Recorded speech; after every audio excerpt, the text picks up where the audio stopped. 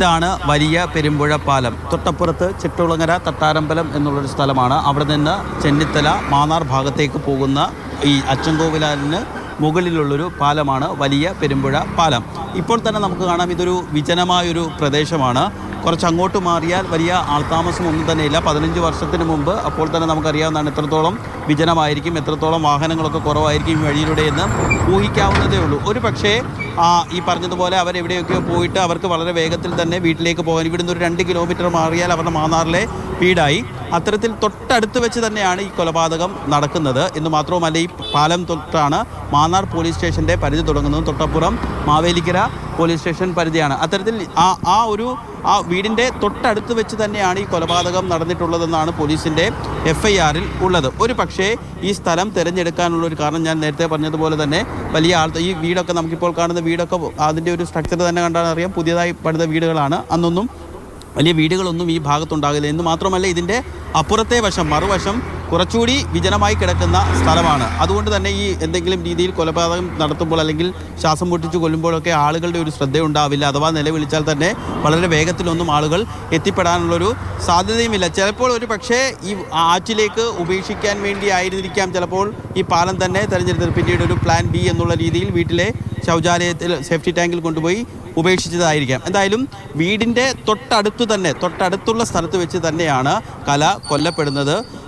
ഇവിടെ നിന്നൊരു 2 കിലോമീറ്റർ മാറിയാൽ അവരുടെ വീടെത്തും. ഒരു പക്ഷേ ഈ 15 വർഷമായതുകൊണ്ട് തന്നെ അന്നൊന്നും ആ സംഭവം അല്ലെങ്കിൽ ഒരു സംശയാസ്പദമായ രീതിയിൽ വാഹനം കണ്ടു എന്നൊന്നും തെളിയിക്കാൻ പറ്റുന്ന ഒരു അവസ്ഥയിലായിരിക്കില്ല അന്വേഷണ സംഘം. അതുതന്നെയാണ് അന്വേഷണ സംഘം നേരിടുന്ന ഏറ്റവും വലിയ വെല്ലുവിളിയും. 15 വർഷം മുൻപ് നടന്നൊരു ക്രൈം, കൃത്യമായ സാക്ഷികളില്ല, കൃത്യമായ ഈ ശാസ്ത്രീയ തെളിവുകൾക്കപ്പുറം സാഹചര്യ തെളിവുകളോ ഒന്നും കണ്ടെടുക്കുക എത്ര എളുപ്പമുള്ള കാര്യമില്ല. കാരണം ഇപ്പോൾ ഇന്നാണൊരു ക്രൈം നടക്കുന്നതെങ്കിൽ സ്വാഭാവികമായി തന്നെ ഇതുവഴി കടന്നു പോകുന്ന ആളുകളൊക്കെ ഉണ്ടാവും. അവരുടെയൊക്കെ നമുക്ക് ഈ കേസിൽ സാക്ഷികളാക്കാൻ പറ്റും.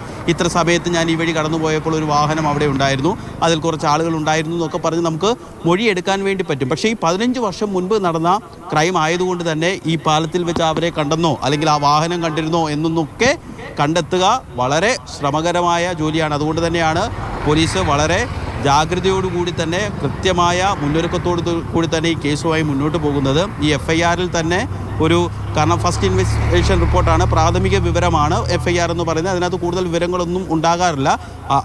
ആ FIR പോലും കൃത്യമായ ജാഗ്രതയോടുകൂടിയാണ് ഇരിക്കുന്നത്. കാരണം ക്രൈം നടന്ന അല്ലെങ്കിൽ കൊലപാതകം നടന്ന കൃത്യമായ ദിവസം പോലും രേഖപ്പെടുത്തിയിട്ടില്ല. കാരണം ആ കൃത്യമായ ദിവസമൊക്കെ കണ്ടെത്തേണ്ടത് ഇനി വരുന്ന ദിവസം ഇവരുടെയൊക്കെ മൊഴിപ്രകാരം ചിലപ്പോൾ പിന്നീട് ഇവരൊരു കൃത്യമായി ഇത്രയും കൊലപാതകം ആസൂത്രണം ചെയ്ത് നടപ്പിലാക്കുകയും 15 വർഷം അത് ഒളിച്ചു വെക്കുകയും ചെയ്തത് അവർക്കൊരു ക്രിമിനൽ പശ്ചാത്തലം ഇല്ലെങ്കിൽ പോലും കൃത്യമായി അവർ അതിനെക്കുറിച്ച് സ്റ്റഡീഡ് ആണ് എന്നാണ് അന്വേഷണ സംഘത്തിൻ്റെ വിലയിരുത്തൽ. അതുകൊണ്ട് തന്നെ ഇവരുടെ മൊഴി കൊലപാതകം നടന്ന ദിവസമടക്കം ഇവർ പറഞ്ഞിരിക്കുന്ന ഡേറ്റ് പോലീസ് അത്രയ്ക്ക് മുഖവിലേക്ക് എടുക്കുന്നില്ല. അത് പിന്നീട് ശാസ്ത്രീയമായി അല്ലെങ്കിൽ കൂടുതൽ അന്വേഷണത്തിലൂടെ കൊലപാതകം നടന്ന ദിവസമടക്കം കണ്ടെത്തിക്കൊണ്ടൊരു പഴുതടച്ചുള്ള ഒരു അന്വേഷണം, അതായത് കോടതിയിൽ ചെന്നാൽ ഈ കേസ് നിൽക്കേണ്ടതുണ്ട്, അതിന് ശാസ്ത്രീയമായ തെളിവുകൾ വേണം. അതുകൊണ്ടാണ് പോലീസ് ഇപ്പോൾ FIRൽ പോലും ആ കൃത്യമായ ദിവസം പറയാത്തത്. എന്തായാലും ഈ പാലത്തിൽ വെച്ചാണ് കലയെ കൊലപ്പെടുത്തിയത് എന്നുള്ളതാണ് പോലീസിൻ്റെ FIR.